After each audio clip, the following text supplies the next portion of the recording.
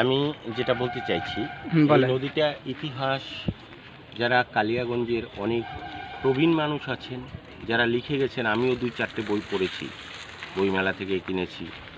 আমি একটা সময় যখন আমার ক্ষুদ্র পত্রিকা ছিল, সেই পত্রিকায় বিভিন্ন সময় আগে ক্ষুদ্র ক্ষুদ্র অনুষ্ঠান হতো। সেই অনুষ্ঠানে প্রত্যেকেই যেতেন তার নিজস্ব লেখনী নিয়ে।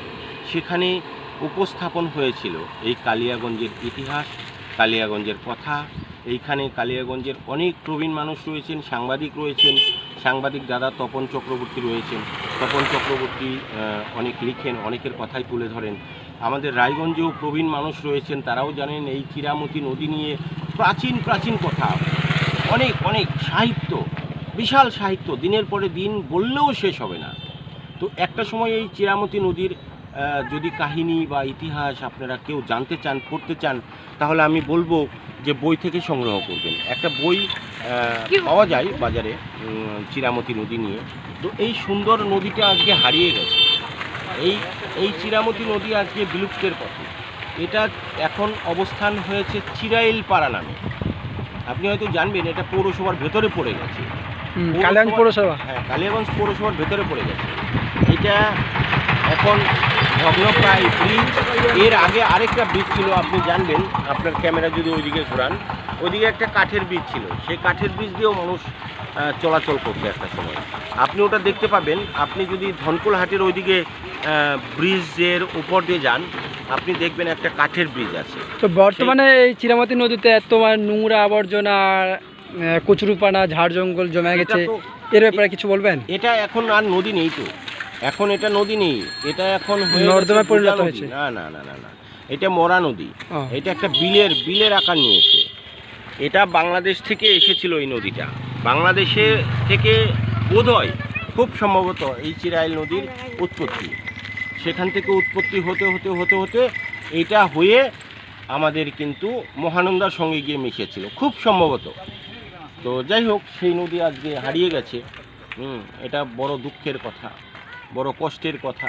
আমরা চাইব এই নদীমাতৃক দেশে নদী যদি সচল থাকে, তাহলে কৃষিকাজের উপরে মানুষ বেশি নির্ভরযোগ্য হয়ে আরও বেশি সমৃদ্ধিশালী ভারতবর্ষ গড়তে পারবে। আপনার এই ভিডিওর মাধ্যমে আমি প্রত্যেক মানুষের কাছে আবেদন করব যে আপনারা নদী বাঁচান, আপনারা গাছ বাঁচান এবং দেশ বাঁচান।